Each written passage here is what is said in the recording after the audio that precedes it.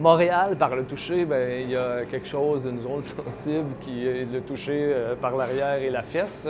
Pour moi, il y a quelques fois dans l'année où je ne suis pas un fan de hockey, mais j'adore l'expérience du spectacle du hockey au Centre Bell. Fait qu'il m'arrive, comme ça, quelques fois dans l'hiver, de partir de Saint-Élie pour venir assister à un match.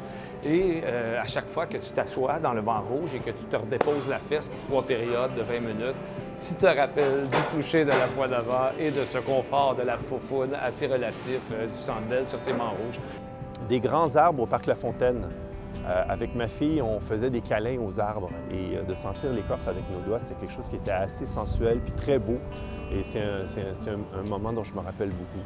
Quand je suis allé dans le métro la première fois, je pense que j'avais 14 ans en 67 quand le métro a ouvert, et l'architecture du métro m'a frappé. C'était tout nouveau, c'était tout beau, mais les murs, ce qui m'a vraiment frappé, c'est que chaque mur de béton d'une station à l'autre est différent.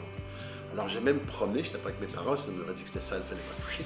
Je me promenais sur les murs et je touchais les murs du métro. Et c'est tout juste comme si un aveugle qui connaîtrait bien le métro pourrait savoir dans quelle station il est en touchant le mur. Le toucher de l'huile de ma chaîne de vélo. C'est tellement relié encore là au retour du printemps, au retour de la saison qui nous permet d'être libres.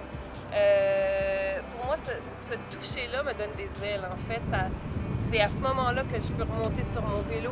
C'est à ce moment-là que naissent mes idées comme auteur, comme cinéaste. C'est beaucoup sur mes 2 roues que j'ai des idées. Donc, mes mains dans la chaîne de mon vélo représentent pour moi un appel d'air, la liberté. Puis c'est très relié à mon identité montréalaise.